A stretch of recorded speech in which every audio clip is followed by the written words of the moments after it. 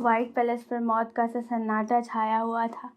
انہوں نے دیا ڈھونڈنے میں اپنی پوری طاقت لگا دی تھی مگر کوئی سرا یا سراغ ہاتھ نہیں آیا تھا۔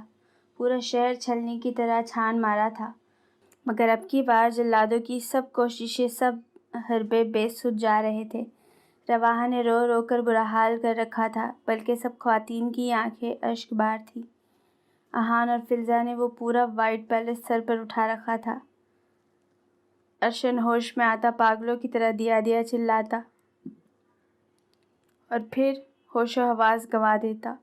جبران نے آخر اسے جان بوجھ کر نیند اور انجیکشن لگا کر پرسکون کیا تھا۔ وہ اب بھی آرام سے نہیں بیٹھے تھے، اپنے طریقے سے ایڑی چوٹی کا زور لگا رہے تھے۔ دیا کو جب واش روم میں پھینکا گیا، اسے مہارانی کے بندے بے ہوش کر کے اس خفیہ راہداری سے وہاں سے نکلے تھے۔ پیچھے مہارانی کے ڈھیر سارے بندوں نے وہ جگہ واپس اسی طرح ماربل لگا کر نیچے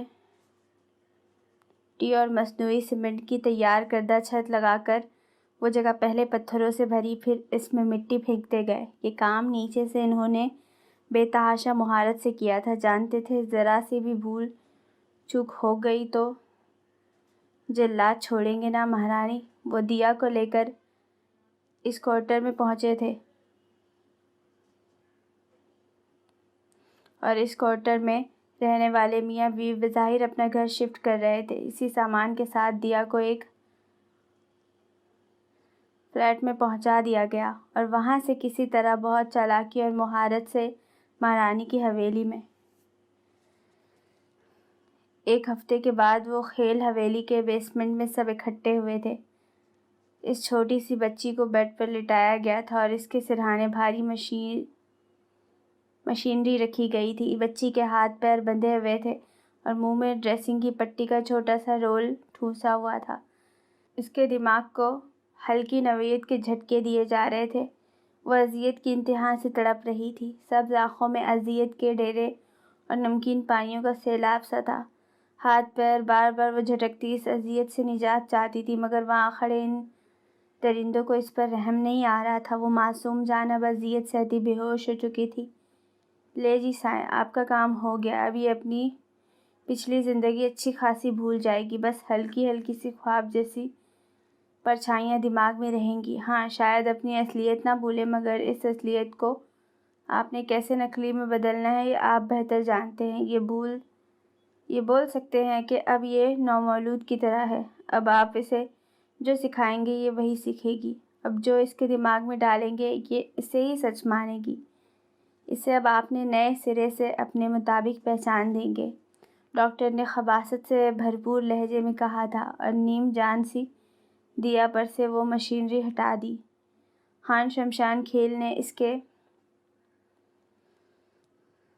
جانب نوٹوں کی گڈیاں اچھالی تھیں جنہیں وہ چنتا اپنے ساتھیوں کے ساتھ وہاں سے دفع ہو چکا تھا۔ فاتحانہ سی مسکراہٹ خان شمشان کھیل کے لبوں پر رینگ رہی تھی۔ اس نے دیا کو بازوؤں میں بھرا اور سب کو وہاں سے جانے کا اشارہ کیا۔ کوئٹہ کے مضافات میں بنے دربار کے پاس بنی حد نگاہ حویلی کے زنان خانے میں وہ داخل ہوئے تھے تو ہر طرف معمولی سی ہلچل پیدا ہو گئی۔ خدمت گار ان کی چادر چوم چوم کر اپنے کام میں مصروف ہو جاتے۔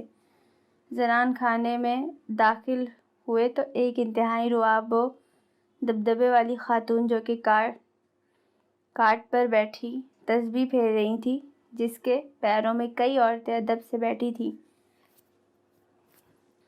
خان شمشان کھیل کو اندر آتے دیکھ سیدھی ہوئی۔ آداب سائیں، یہ آپ کی گود میں کیا ہے؟ انہیں ان کی گود میں ایک سفید سی گٹری دیکھ کر حیرت ہوئی۔ حاجن سائے، اللہ تعالیٰ نے آپ کے دل کی مراد پوری کر دی ہے، آپ کی گود کے لیے ایک بیٹی بھیجی ہے۔ یہ ایک پاک روح ہے بابا، اس کی شادی ہماری روایت کے مطابق قرآن مجید سے ہوگی۔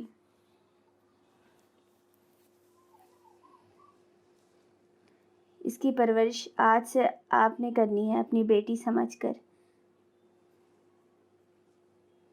زوال مراد اور پرویز کی بہن بنا کر، سمجھ گئی نا بابا؟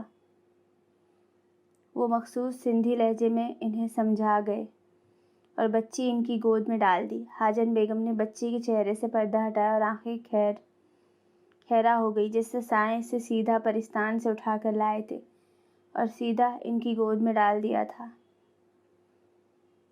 بہت شکریہ سائیں، بہت شکریہ، مجھے ایک بیٹی چاہیے تھی، آپ نے میرے دل کی مراد پوری کر دی، میں ساری زندگی آپ کی قرضدار رہوں گی سائیں۔ حاجن سائیں تو اتنی خوبصورت بچی پا کر خوشی سے پھولے نہیں سما رہی تھی، یہ بھی نہ پوچھا کہ سائیں جی کس ماں کی گود اجاڑ آئے ہو۔ خان شمشان کھیل مونچھوں کو تاؤ دیتا پر اسرار مسکراہٹ لیے واپس مردان خانے کی جانب ہو لیا تھا۔ طویل و عرض بنگلے کے شاندار سے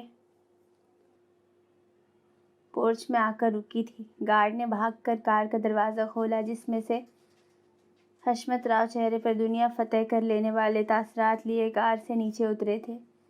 مونچھوں کو تاؤ دیتا وہ بنگلے کی اندرونی جانب آیا تھا۔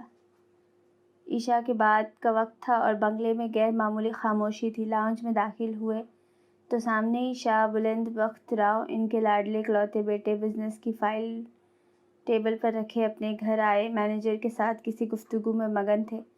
حشمت راؤ کو اندر آتا دیکھ فائلز مینیجر کو تھما دی اور اسے جانے کا اشارہ کیا۔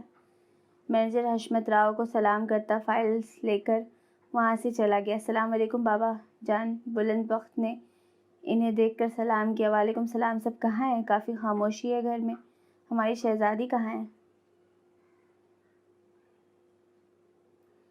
آپ کی شہزادی نے ہی ناک میں دم کر رکھا ہے، کیا کروں، آپ نے پوتی کی ہر خواہش پوری کر کر کے اسے اتنا بگاڑ دیا ہے کہ اب جب وہ کوئی ضد کرتی ہے تو اس قدر تنگ کرنے لگ گئی ہے بابا، اور پھر میڈم رو رو کر اتنی طبیعت خراب کر لیتی ہے کہ میں اور سارا بھی تنگ آ چکے ہیں اب تو اس کی ضد سے۔ بلند بخت جھنجھلا کر بولے تھے۔ اب کیا فرمائش کر دی میری پرنسس نے؟ وہ مسکراتے ہوئے بولے۔ آج بالکنی میں کھیلتے ہوئے چاند پر نظر پڑ گئی ہے آپ کی پرنسس کی، اب اسے وہ چاہیے، اب چاہیے اور لا کر دیجیے اسے مون۔ اب جائیے اور لا کر دیجیے اسے مون۔ رو رو کر پھر سانس بند کر لیا۔ ایک تو اس کی یہ پراسرار بیماری، اوپر سے آج پھر انہیلر کی ضرورت تک پڑ گئی۔ اب سوئی ہے پورے راؤ مینشن کو سر پر اٹھا کر۔ بلند بخت اب بھی بیزار کن لہجے میں بولے تھے، جبکہ لاڈلی پوتی کی انوکھی فرمائش پر دادا کہا کر ہنس پڑے۔ ارے جانے دو بیٹا جی، حشمت راؤ کی پوتی ہے، چاند مانگنا تو بنتا ہے نا، کوئی معمولی چیز مانگ کر دادا کا اسٹینڈرڈ تو لو نہیں کرے گی۔ ویسے بھی ایسی چیز مانگے جو مجھے اسے دیتے اور اسے لیتے ہوئے بھی مزہ آئے۔ وہ چٹخارا بھر کے بولے تھے۔ دیکھ لیجیے کل کو کوئی ایسی چیز نہ مانگ بیٹھے جو آپ اسے لا کر نہ دے سکے۔ بلند بخت معنی خیز انداز میں بولے تھے۔ ایسا تو ممکن نہیں ہے، اب ایسی بھی کوئی بات نہیں۔ حشمت راؤ نے نخوت سے انکارہ بھرا۔ تبھی 10 سالہ آساوری شاہ آنکھیں ملتی سیڑھیوں سے نیچے اتری تھی۔ دادو، وہ آ کر حشمت راؤ کے گلے میں جھول گئی۔ پاپا گندے ہیں، مما بھی مجھے مون نہیں لا کر دیتے، آپ کو پتہ ہے میں کتنا روئی تھی؟ وہ منہ بنا کر بولی۔ میری شہزادی نے اپنی طبیعت کیوں خراب کی؟ اور روئی کیوں؟ دادو کا تو ویٹ کیا ہوتا، میں اپنی پرنسس کو خود مون لا کر دوں گا۔ اور اب حشمت راؤ تھے اور ان کی لاڈلی پوتی کے چوچلے بھری فرمائشیں۔ بلند بخت نے افسوس سے سر ہلایا اور ایک سرد سی آہ بھری۔ وہ خود حشمت راؤ کی منتوں مرادوں کی اولاد تھے۔ پھر جب جوان ہونے پر ان کی خود کی شادی ہوئی تو 3 مردہ بچوں کی پیدائش کے بعد کہیں جا کر آساوری کی صورت انہیں زندہ سلامت اولاد کا منہ دیکھنا نصیب ہوا تھا، مگر اسے پیدائشی ہی ایک پراسرار سی بیماری تھی کہ چلتے پھرتے وہ بالکل نارمل رہتی، مگر اچانک ہی اس کا سانس بند ہو جایا کرتا تھا۔ میڈیکل میں اس کی اس پراسرار بیماری کی تشخیص نہ ہو سکی۔ حشمت راؤ نے دنیا کے بہترین ڈاکٹر سے اس کا چیک اپ کروایا، مگر کچھ پتہ نہ چلا۔ پھر اپنے دیرینہ دوست خان شمشان کھیل کی باتوں میں آ کر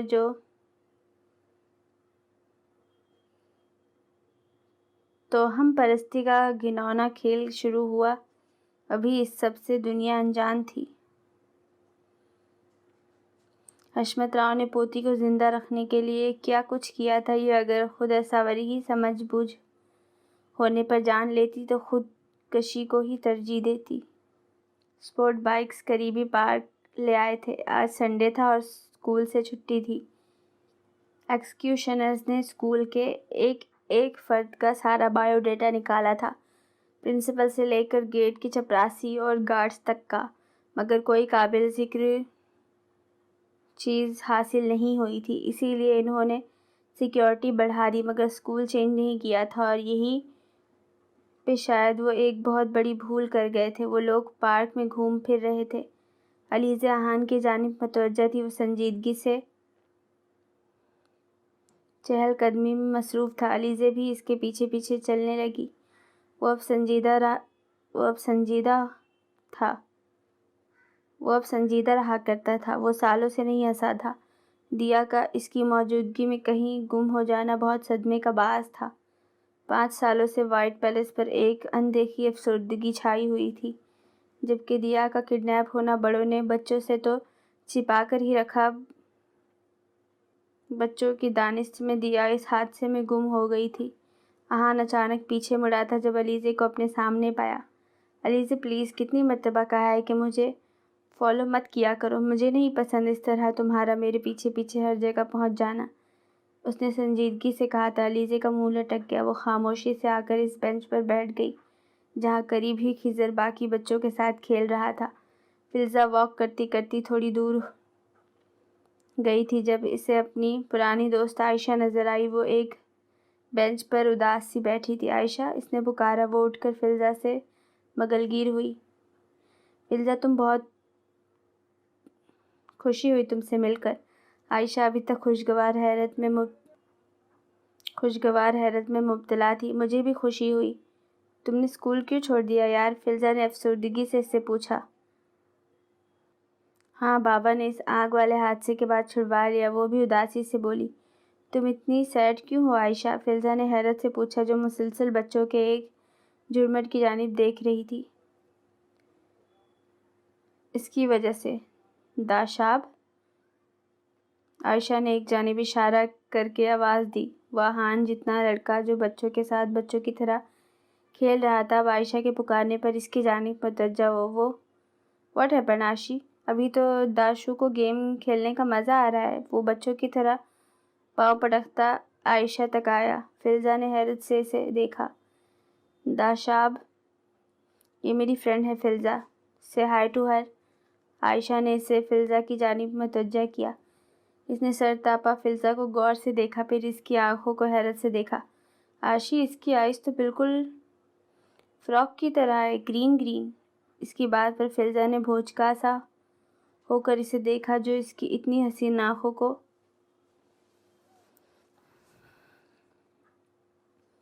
فراق سے میچ کر کے امیجینیشن کی ماں بہن ایک کر رہا تھا۔ وہ اب اپنی ہی بات کو انجوائے کرتا تالیاں بجا بجا کر خود مینڈک کی طرح کود رہا تھا۔ مینڈک کہیں کا! فلزہ جل کر بڑبڑائی۔ ہائے! اس نے فلزہ کی جانب ہاتھ بڑھایا۔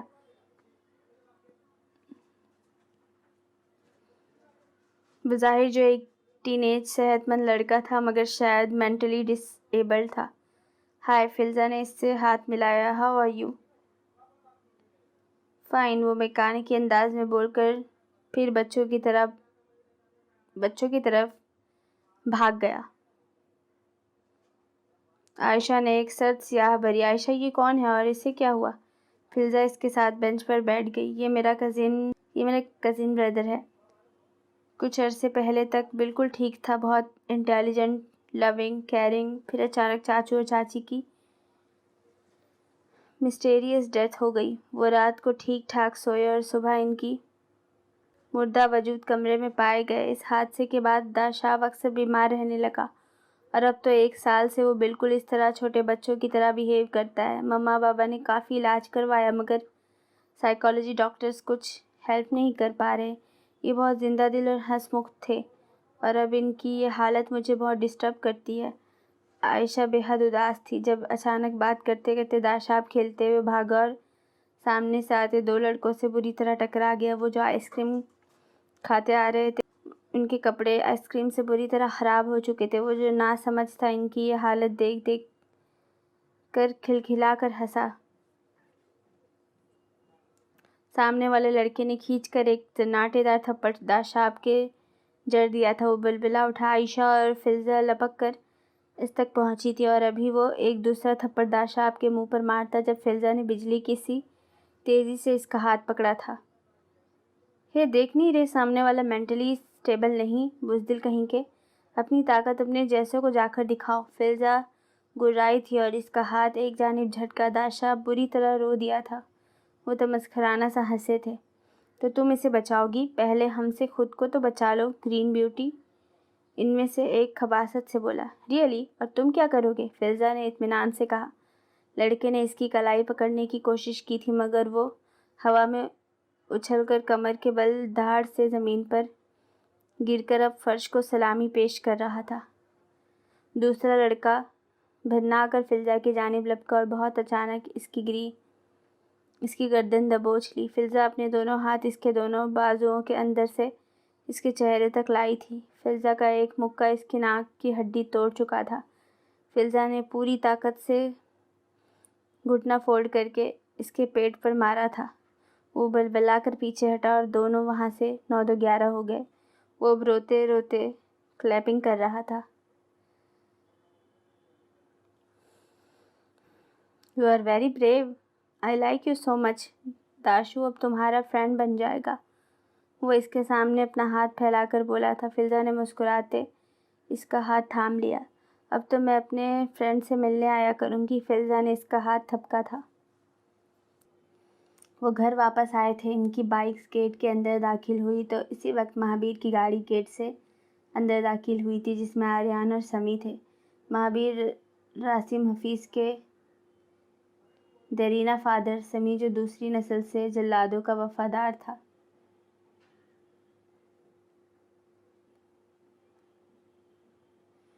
इस गांव इसकी मैयत पर गए थे। बीवी तो नहीं रही मगर अब ख़ानदान के नाम पर समी की एक 10 साला बेटी ही बची थी। वो इसे अकेला नहीं छोड़ सकता था। समी ने महाबीर से अपनी नौकरी छोड़ने की बात की मगर महाबीर किसी सूरत नहीं माना। महाबीर ने इसके मसले का ये हल पेश किया कि वो अपनी बच्ची समेत वाइट पैलेस चला आए। उसे रहने के लिए एनेक्सी दी जाएगी और इनके बच्चों के साथ ही वो भी तालीम हासिल करेगी। तभी अब समी अपनी बच्ची के साथ सौगवार सा वाइट पैलेस आया था। वो सब गाड़ी से बाहर निकले और सब बच्चों ने इस छोटी सी पठानी बच्ची को दिलचस्पी से देखा। दरअसल समी और इसकी बीवी ताज बेगम पठान थे, तभी अब वो बच्ची पठानी जरदार ब्लैक फ्रॉक में हैरत से इतने बड़े घर को देख रही थी। इसका रंग बेहद सफ़ेद था जबकि आंखें डार्क ब्राउन चॉकलेट जैसी। सबसे पहले अमन दिलचस्पी से इसकी जानिब आया था। समी अंकल, ये कोकोमो कौन है? अमन ने दिलचस्पी से इसे देखा। सब इसके शोशे पे हंस पड़े। अमन, बुरी बात। आर्यान ने इसे घूरा। What dad, serious? मैं बिल्कुल मजाक नहीं उड़ा रहा। ये बिल्कुल कोकोमो की तरह है, वाइट वाइट और इसकी आंखें कोकोमो के अंदर वाली चॉकलेट की तरह ब्राउन। अमन ने कहते इसकी सफ़ेद मैदा की तरह गाल पर अपनी फिंगर लगाई। इसकी इस इमेजिनेशन पर सब कहका लगाकर हंस पड़े थे। समी जो काफ़ी दिन से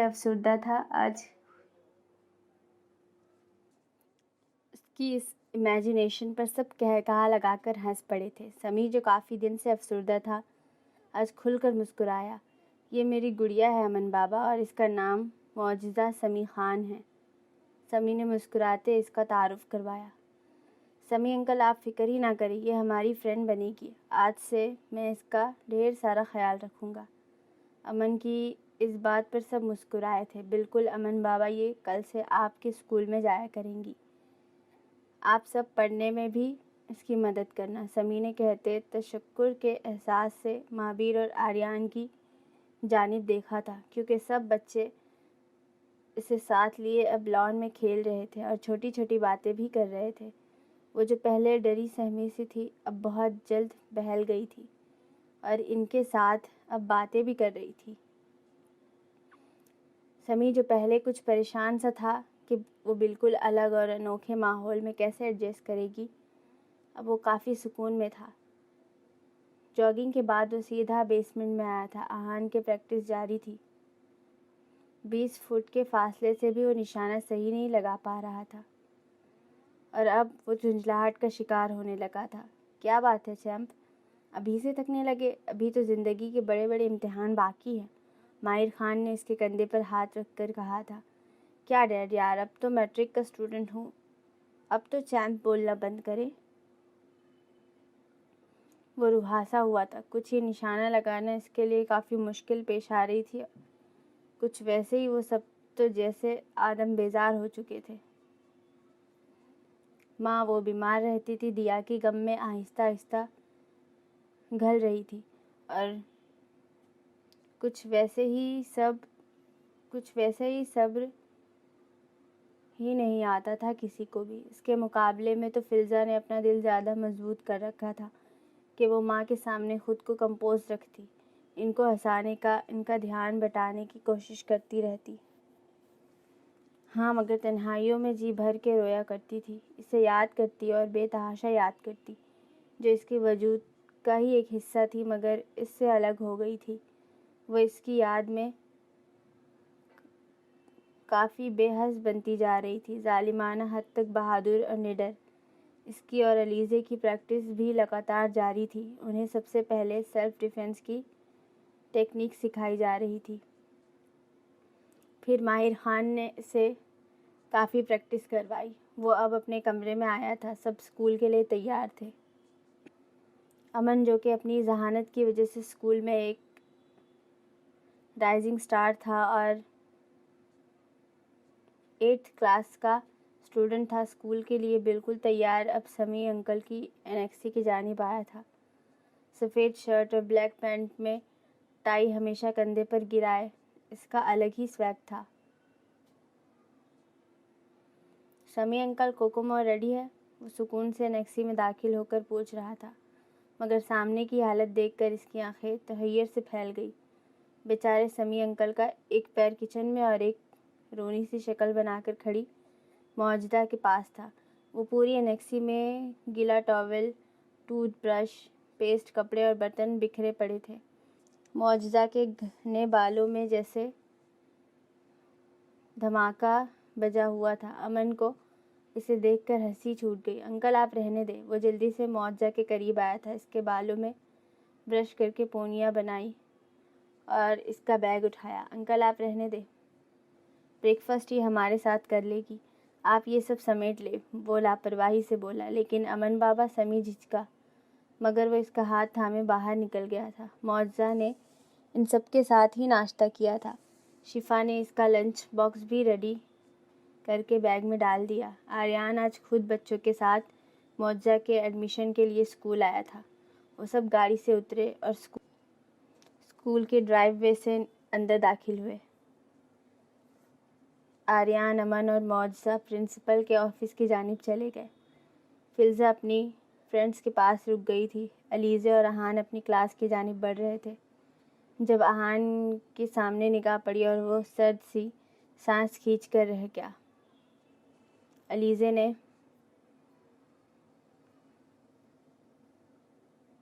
خونکار نگاہوں سے سامنے گھورا اور غیر محسوس طریقے سے آہان کے مزید پاس ہو کر چلنے لگی۔ جمعہ 8 دن ہوئے تھے اسے اسکول مائیگریٹ ہوئے۔ پہلے تو بڑی بیزار شکلیں بنائے گھومتی تھی، مگر اب کچھ دن ہوئے تھے وہ آہان ماہر خان کی سایہ بن گئی تھی جیسے۔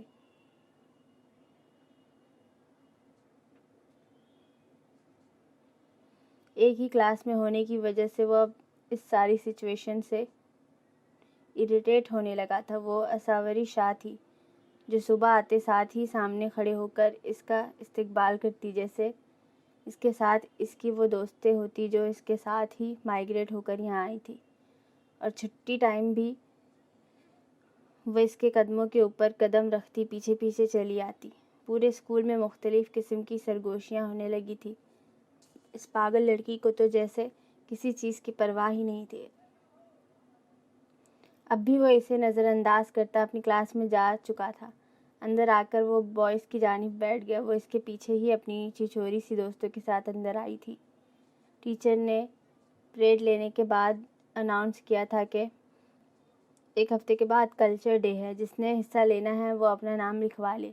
جنہوں نے حصہ لینا تھا وہ کلاس میں ہی اپنا اپنا نام لکھوا رہے تھے، جبکہ یہ تینوں کلاس سے باہر نکل آئے تھے۔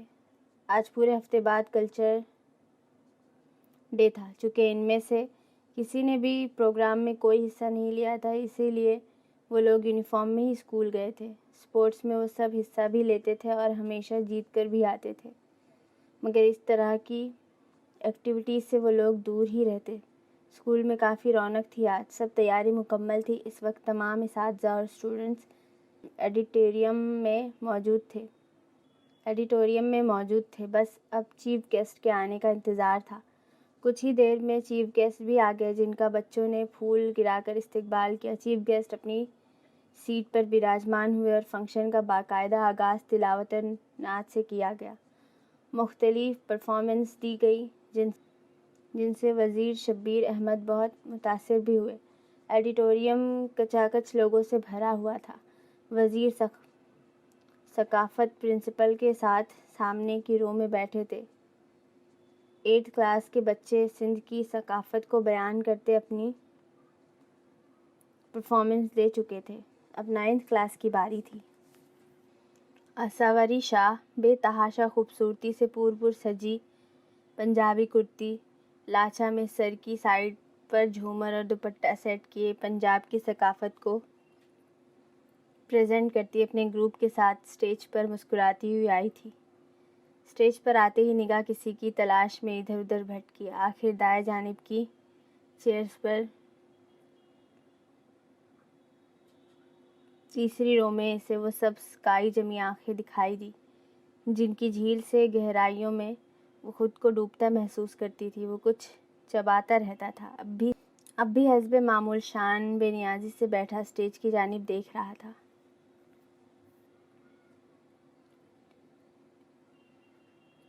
گانا بجا، پرفارمنس شروع ہوئی، ایڈیٹوریم کلیپنگ سے گونجا۔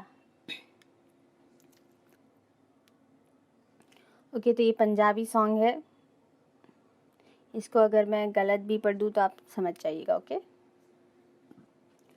مردیاں تیرے اولے ایٹیٹیوڈ تے کتے دس رہنا تو کیڑے لیٹیٹیوڈ تے سونیاں شوقینا وے تو قیمتی نگینا ماڑی چیز اتے اکھ نہیں میں رکھ دی گل سن کے جا سردارا تیرے تے جٹی اکھ رکھتی۔ وہ اپنی پرفارمنس کے دوران جان بوجھ کر صاف صاف اشارہ کر رہی تھی کہ آج کل جٹی کس پر آنکھ رکھ رہی ہے۔ احان نے دانت کچکچا کر اس پاگل لڑکی کو دیکھا۔ 1 مرتبہ، 2 مرتبہ، تیسری بار لڑکوں کی بہت زیادہ ہوٹنگ پر احان ماہر خان نے پہلو بدلا۔ سنیپ چیٹ اتے گیت سارے تیرے پاواں جڑے میرے دل دے وے بوتے نیڑے وے ایک تو ہی ہے پسند دل تیرے اتے آیا انج دنیا تے لکھا ویسے چہرے وے۔ اب کی بار اساوری نے پھر اس کی جانب اشارہ کیا تھا۔ احان ماہر خان بھرنا کر اپنی سیٹ سے اٹھا تھا۔ لڑکوں کی ہوٹنگ کے دوران وہ سرخ چہرہ لیے وہاں سے نکلتا چلا گیا۔ نیو یارک کے ایک اپارٹمنٹ کی در و دیوار پر اس وقت جیسے سوگ کی سی کیفیت طاری تھی۔ اسی اپارٹمنٹ کے ایک کمرے میں وہ بیڈ پر اوندھے منہ لیٹا ہوا تھا۔ پھر اچانک اس نے اپنا سرخ چہرہ لال انگارہ وحشت بھری نگاہیں اٹھائی اور ہاتھ میں پکڑے فریم پر جم کر رہ گئی۔ ارشن مہابیر حفیظ سالوں سے تڑپ رہا تھا، مر رہا تھا، پل پل قطرہ قطرہ پگھلتا جاتا تھا۔ اگر یہاں نہ آتا تو مر جاتا، اگر پاکستان نہ چھوڑتا تو مر جاتا۔ اس کی ہم شکل کو روز اپنے سامنے دیکھتا تو روز تل تل کر کے مرتا۔ تبھی سب کچھ پیچھے چھوڑ آیا تھا۔ بے ربط خیالات، منتشر سوچیں، حیات کی گہما گہمی اور 400 شور و گل، ان سب کے باوجود تمہارا خیال پوری شدت سے میرے دل و دماغ پر حاوی ہے۔ اے خوش گفتار روح، سکون کا ہر راستہ تمہارے در و بام تک جاتا ہے۔ وہ تصویر کی جانب دیکھ کر اپنے دل میں اسے مخاطب تھا، بلکہ ہلکی سی نوک کے بعد کوئی کمرے میں داخل ہوا تھا۔ فجر روم میں داخل ہوئی اور ارشن کو ایسے دیکھ کر ایک مرتبہ پھر جیسے ٹوٹ ہی گئی۔ آج اس کا بیٹا بھی تو ٹھیک اس مقام، اس تکلیف اور دردناک دور سے گزر رہا تھا جس میں برسوں پہلے وہ خود مبتلا ہوئی تھی۔ وہ سنبھل نہیں پا رہا تھا اور فجر کو سمجھ نہیں آ رہی تھی کہ آخر اسے کیسے سنبھالے۔ ارشن نے دروازے کی جانب دیکھا اور ماں کے احترام میں گھنے سیاہ بالوں میں ہاتھ پھیرتا اٹھ بیٹھا۔ ابھی پہلی محبت کے بہت سے قرض باقی ہیں، ابھی پہلی مسافت کی تھکن سے چور ہے پاؤں، ابھی پہلی رفاقت کا ہر ایک گھاؤ سلامت ہے، ابھی مقتول خوابوں کو بھی دفنایا نہیں ہم نے، ابھی آنکھیں ہیں عدت میں، ابھی یہ سوگ کے دن ہیں، ابھی اس غم کی کیفیت سے باہر کس طرح آیا،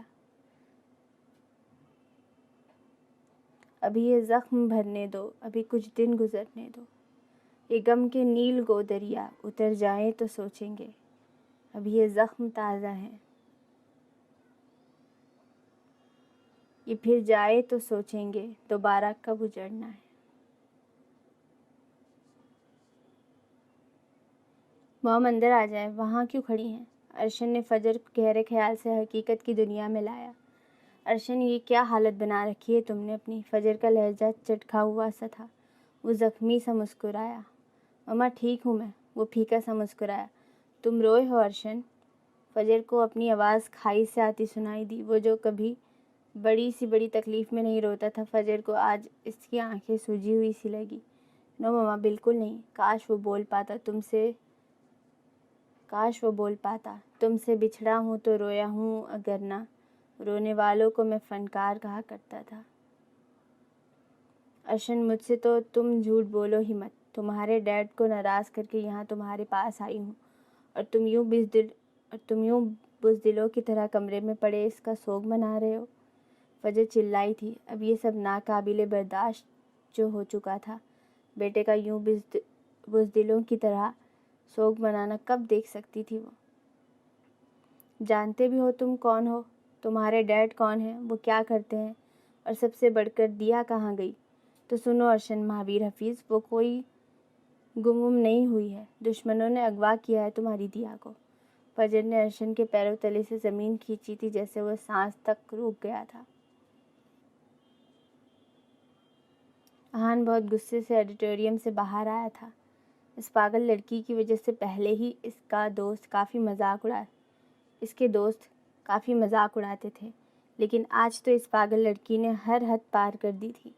احان آڈیٹوریم سے نکل کر اپنی کلاس میں چلا آیا تھا، پھر اپنے لیپ ٹاپ پر اپنی پڑھائی کرتا رہا۔ انہیں اسی طرح کے ایکٹیویٹیز میں لیپ ٹاپ اسکول میں لانے کی پرمیشن ہوا کرتی تھی، یا تب جب ٹیچر کہا کرتے تھے۔ باقی کا وقت اس نے ادھر ہی گزارا تھا۔ آڈیٹوریم میں فلزا علیزہ اپنی فرینڈ کے ساتھ بیٹھی انجوائے کر رہی تھی، معجزہ فلزا کے پاس، جبکہ خضر علیزہ کے ساتھ بیٹھا تھا۔ امن اپنے فیورٹ ٹیچر کے پہلو میں بیٹھا تھا۔ آج ٹیچر علی وزیر نے ڈائس پر جا کر سب کے سامنے اسے پرفیکٹ اسٹوڈنٹ اناؤنس کیا تھا۔ اسے پرفیکٹ کا بیج بھی دیا گیا تھا، اور یہ رپورٹ اس کے خود کے ٹیچر نے ہی تیار کی تھی۔ بلا شبہ وہ اتنا ہی ذہین فطین تھا۔ کیسا لگ رہا ہے امن؟ ٹیچر علی نے اس سے مسکراتے پوچھا۔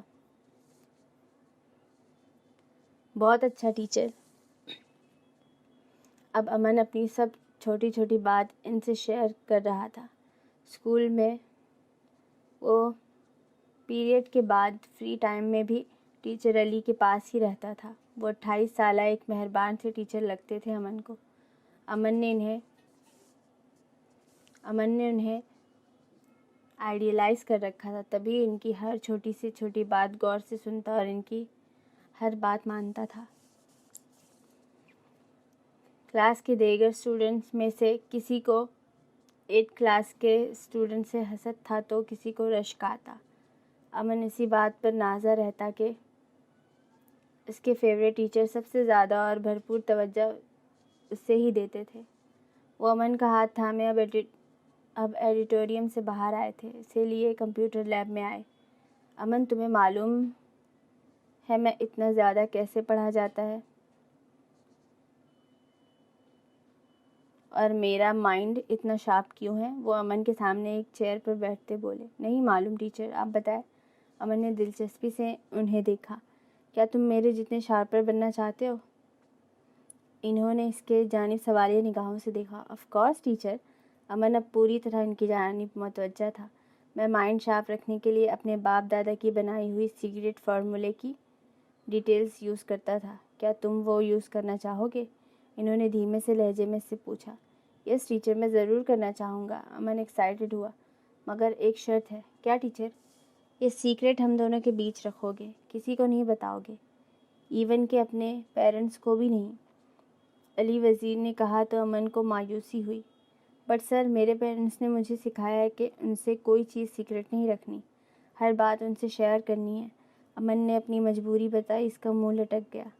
ضروری نہیں، اب دیکھو تمہارے پیرنٹس تمہیں کتنی اچھی چیزیں سکھاتے ہیں، اگر تم انہیں شارپ ہو کر ایک کامیاب ترین انسان بن کر دکھاؤ گے، ان کا نام روشن کرو گے، تو سوچو وہ کتنا خوش ہوں گے۔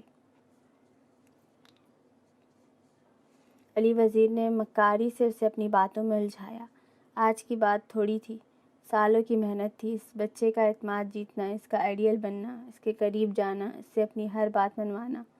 اوکے سر، آپ جیسے بولیں گے میں ویسا ہی کروں گا۔ میں اپنے پیرنٹس کو، خاص کر کے اپنے دادوں کا نام روشن کرنا چاہتا ہوں، جو آپ کہیں گے میں وہ لازمی کروں گا، امن نے اعتماد سے کہا تھا۔ علی وزیر کے چہرے پر ایک مکرو مسکراہٹ تھی۔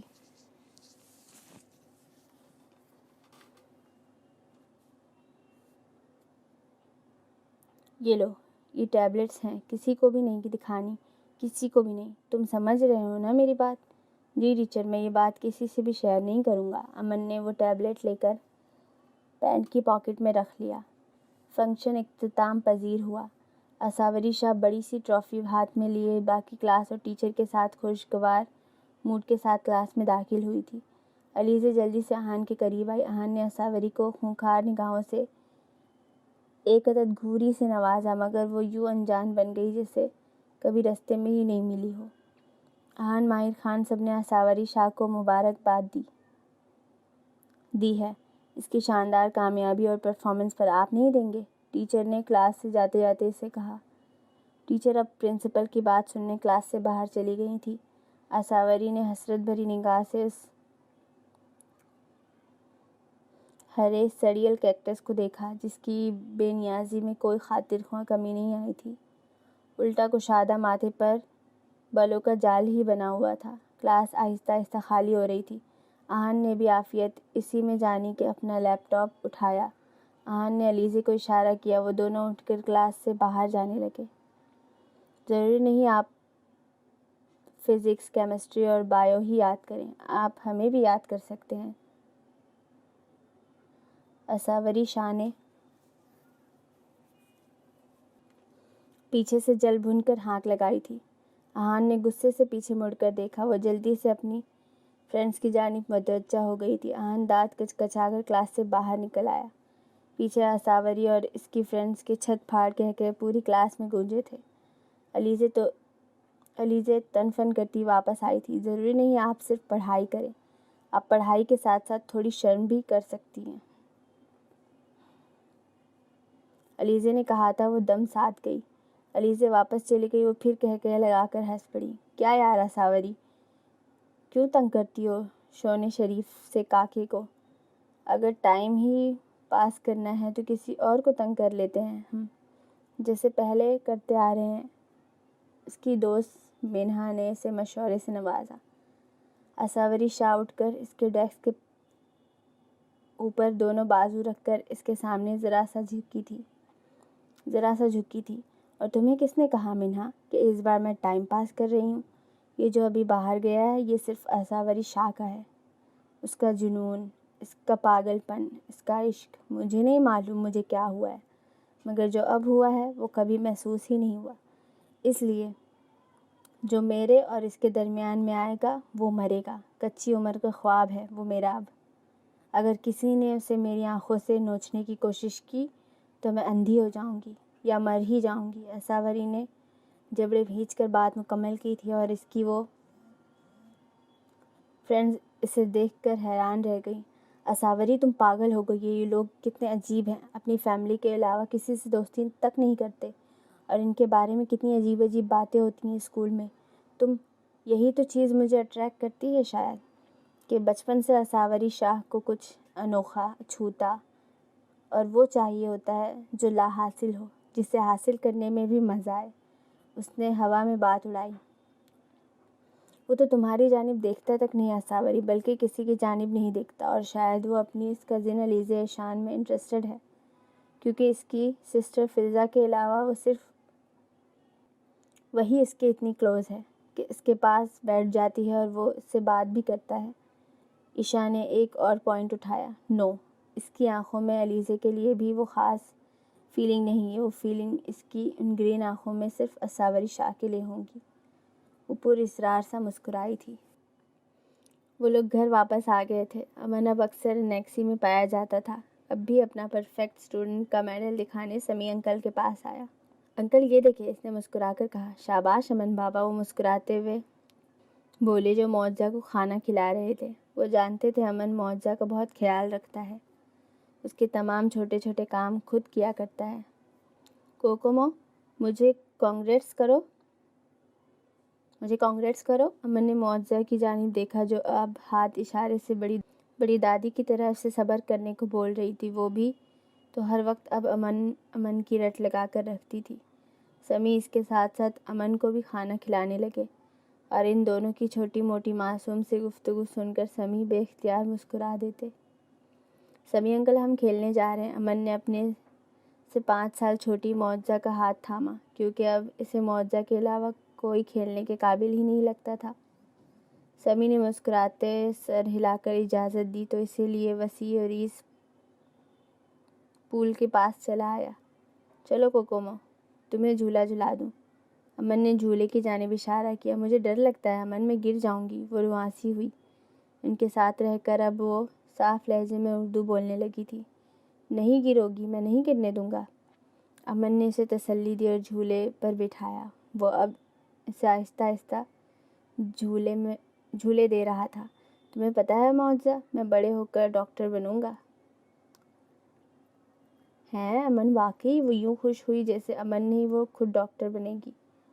پھر میں اپنے ہاسپٹل کا نام معجزہ ہاسپٹل رکھوں گا۔ امن نے اپنا اگلا پلان بھی بتایا۔ لیکن کیوں؟ ایسے تو سب میرا مذاق اڑائیں گے، معجزہ ہاسپٹل بول کر۔ اسے نئی پریشانی لاحق ہوئی۔ اس کی شکل ایسی تھی کہ امن قہقہہ لگا کر ہنس پڑا۔ کوئی نہیں بولے گا پاگل۔ امن نے اس کے سر پر چپت رسید کی۔ امن! اتنے میں ہی شفا نے انہیں آواز دی۔ چلو آؤ، مما بلا رہی ہیں۔ ان کی بات سن کر پھر میں تمہیں ہوم ورک بھی کراؤں گا۔ اس نے پھر سے اس کا ہاتھ تھاما اور اندر کی جانب چل پڑا۔ امن، میں نے تمہارے لیے فریش جوس بنایا ہے، یہ لو پیو۔ شفا نے ایپل جوس کا گلاس اس کی جانب بڑھایا۔ مما، معجزہ کے لیے؟ امن کو معجزہ کی فکر لاحق ہوئی۔ میں دیتی ہوں گڑیا کو بھی۔ شفا کچن میں جانے لگی۔ رہنے دے مما، مجھ سے اتنا نہیں پیا جائے گا، ہم شیئر کر لیں گے۔ امن نے منہ بنا کر جوس کا گلاس تھاما۔ امن، بری بات، شفا نے اسے گھورا اور معجزہ کے لیے دوسرے گلاس میں جوس لے کر آئی۔ مما، مجھے نہیں پسند یہ، وہ جھنجھلایا۔ امن، پی لو، نہیں تو میں کٹی ہو جاؤں گی۔ مما کو تنگ نہیں کرتے۔ معجزہ نے سیانی اماں کی طرح سے کہا۔ شفا مسکرائی اور معجزہ کو گود میں بٹھایا۔ معجزہ نے جوس پی لیا تو ناچار امن کو بھی کٹی کے ڈر سے گندے گندے منہ بنا کر وہ جوس فنش کرنا پڑا۔ معجزہ تالیاں بجانے لگی جبکہ شفا قہقہہ لگا کر ہنس پڑی تھی۔ نو، رک جاؤ، میرے پاس آؤ، دیکھو میں تمہیں لینے آ گیا۔ وہ اندھا دھند بھاگ رہی تھی اور وہ آج پھر اس کی جانب لپک رہا تھا، اسے پکار رہا تھا، اسے آوازیں دیتا تھا، اسے اپنی جانب کھینچتا تھا۔ نور! اس نے قریب آ کر اس کا بازو پوری طاقت سے کھینچا تھا۔ وہ جو اس سے خوفزدہ ہو کر پاگلوں کی طرح بھاگ رہی تھی واپس مڑ کر لڑکھڑا کر اس کے اوپر گری تھی۔ نور ایماں ہڑبڑا کر چیخ سی مار کر خواب کی کیفیت سے بیدار ہوئی تھی۔ جلدی سے تکیے کے قریب پڑا دوپٹہ اٹھا کر اپنے ارد گرد لپٹا، سانس دھوکنی کی طرح چل رہی تھی جیسے سچ مچ اتنا ہی بھاگی ہو۔ خواب کے بھیانک مناظر پھر آنکھوں کے سامنے لہرائے۔ استغفر اللہ، استغفر اللہ، استغفر اللہ۔ وہ بلند آواز میں آنکھیں میچ کر ورد کرنے لگی۔ شیطان کے بہکاوے، یا اللہ ہمیں اس خواب والے شیطان اور ہر قسم کے شر سے محفوظ فرما۔ نور مہاجن کی آواز سنائی دی۔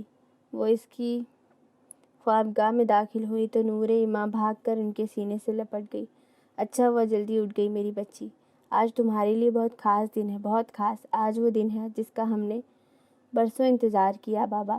آج میری بچی جو خدا کا ایک حسین تحفہ ہے میرے لیے، ایک پاک روح ہے، آج نور پاک بی بی کے منصب پر فائز ہو جائے گی، میری گدی سنبھالے گی میری بچی۔ ساتھ درگاہ کی پاک ہستی کا عرص مبارک ہے۔ تیاریاں چل رہی ہیں، آج بہت خاص طریقے سے تیار کیا جائے گا میری بچی کو۔ ماں ہاجن اسے تفصیلات بتاتی رہیں۔ اپنی بات مکمل ہوئی تو اس کا لرزتا وجود ملاحظہ کیا۔ ارے کیا ہوا میری بچی کو؟ ماں ہاجن نے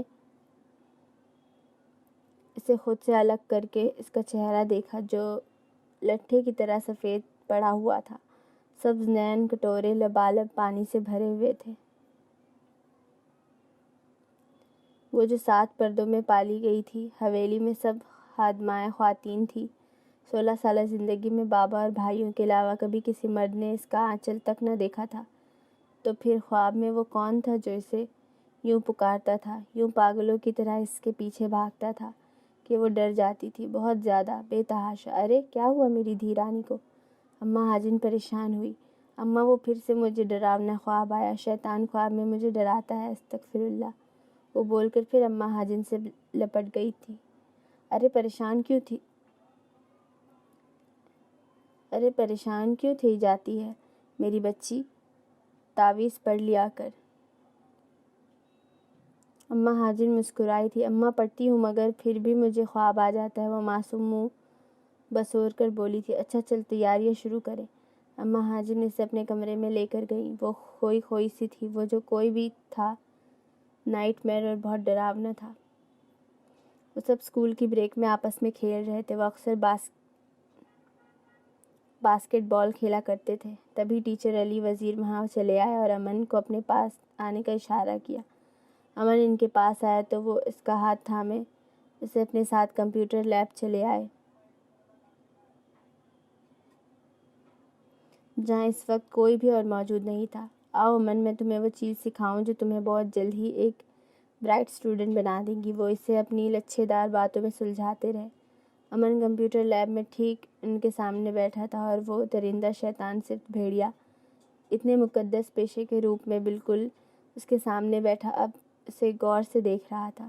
امن، تم نے وہ انرجی ٹیبلٹس لینا شروع کی جو میں نے سیکریٹلی تمہیں دی تھی؟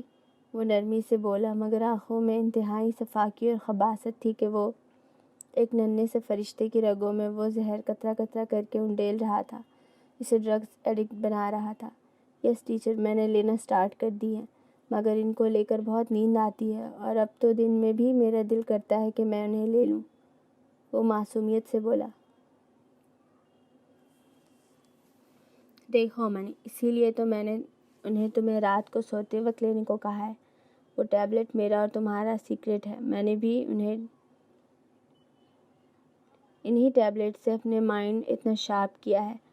وہ تمہیں بھی بغیر کسی کو بتائے روز لینی ہے۔ اگر کسی کو پتہ چل گیا کہ میں نے تمہیں وہ دی تھی تو باقی اسٹوڈنٹ مجھ سے ناراض ہو جائیں گے اور تمہارے پیرنٹس کو بھی شاید اچھا نہ لگے تو وہ میری کمپلین کر دے، اسی لیے تم یہ سیکریٹ کسی سے شیئر مت کرنا۔ علی وزیر نے مکاری سے اسے 1000 دفعہ کی پڑھائی ہوئی پٹی ایک مرتبہ پھر پڑھائی۔ یس ٹیچر، آپ فکر مت کریں، میں کسی سے شیئر نہیں کروں گا۔ علی وزیر نے اپنا لیپ ٹاپ اس کے سامنے رکھا تھا۔ پروڈکشن سسٹم کے بارے میں پڑھاتے اب لیپ ٹاپ پر کچھ ایسے مناظر چل رہے تھے کہ امن کا ماتھا پسینے سے تر ہو گیا تھا۔ اسے یہ مناظر دیکھ کر ابائی سی آئی۔ سر یہ، اس نے آنکھیں زور سے بند کر لی تھی۔ اٹس اوکے چیمپ، خود ہی تو کہتے ہو مجھے ڈاکٹر بننا ہے، تو یہ سب تو آگے جا کر میڈیکل کی ایجوکیشن کا ہی ایک حصہ ہے۔ It's okay.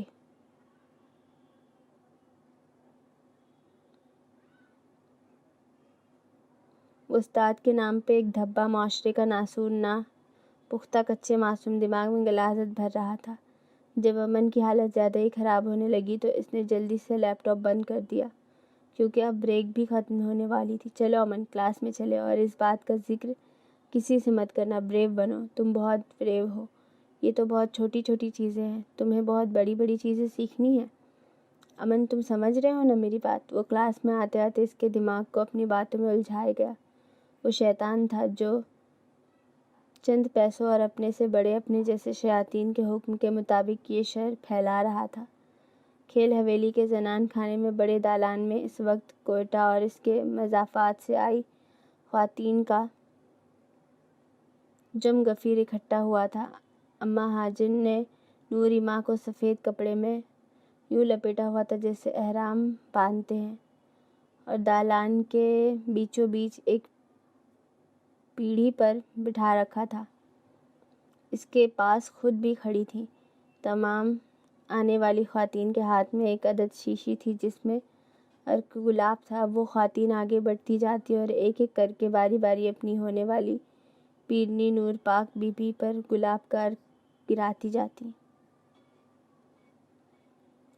کافی گھنٹوں تک یہ سلسلہ جاری رہا۔ عرق گلاب سے غسل کے بعد اسے سفید لباس پہنا کر تیار کیا گیا۔ قرآن پاک سے شادی کے لیے دلہن بالکل باوضو پاک صاف اور تیار تھی۔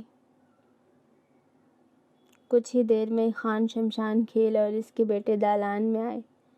مذائقہ خیز وہ زنان خانہ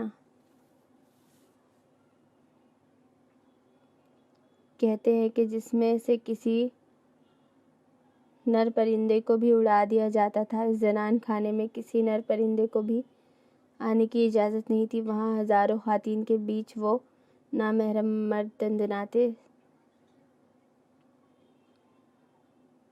سریا زدہ گردنوں کے ساتھ گھسے چلے آئے تھے۔ دوسری خواتین تھوڑی تھی، یا ان کی عزت نہیں تھی، یا ان کا پردہ نہیں تھا کہ خان شمشان کھیل خود کو کوئی بہت اونچی ہستی سمجھ بیٹھا تھا۔ نعوذ باللہ، نوری ماں کو ایک اونچی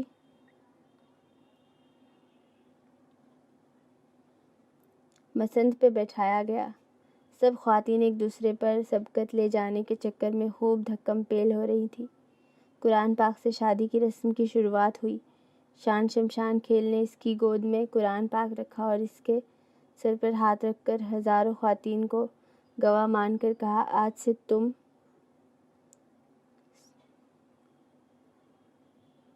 ستی بخشوائی گئی ہو۔ نعوذ باللہ۔ ماشاء اللہ ماشاء اللہ، خواتین بلند آواز سے کہنے لگی۔ لو جی، ہو گئی قرآن پاک سے شادی، بن گئی نور پاک بی بی۔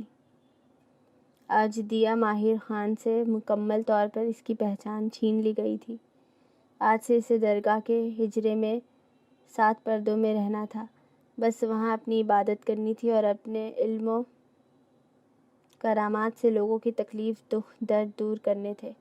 اس کے دماغ میں سالوں سے بٹھایا گیا تھا کہ وہ ایک پاک روح پاک جسم ہے، دنیاوی خواہشات سے پاک، خاندانی جبلتوں سے پاک، ایک خاص ہستی۔ وہ بھی تو اب خود کو ایسا ہی سمجھتی تھی جیسا اسے سکھایا گیا تھا، جو اس کے دماغ میں بٹھایا گیا تھا۔ خواتین اب عقیدت سے آگے بڑھتی اور نور پاک بی بی کے چادر چومتی جاتی، وہ بھی ان کے سروں پر ہاتھ رکھتی جاتی۔ ان خواتین میں بھی تو یہی مشہور کیا گیا تھا کہ سامنے بیٹھی ہستی موزانہ طور پر حویلی میں آئی ہے۔ ایک دن پریاں آئی اور اماں ہاجن کی گود میں اسے ڈال گئی۔ مذائقہ خیز اور عام عقل و شعور رکھنے والے ان انسانوں میں تو ہم پرستی اور اس قدر جاہلانہ تصورات تھے کہ سب نے مان بھی لیا کہ ہاں ایسا ہی ہے۔ حالانکہ ایک مسلمان یہ کیوں بھول جاتا ہے کہ روز قیامت اور روز آخرت تک اس لیے سچے علم، ہدایت اور صراط مستقیم کا سرچشمہ قرآن مجید ہی ہے، جس میں نہ ہی کسی پری کا ذکر ہے اور نہ ہی پاک الہامی کتاب سے شادی رچانے کا کوئی حکم۔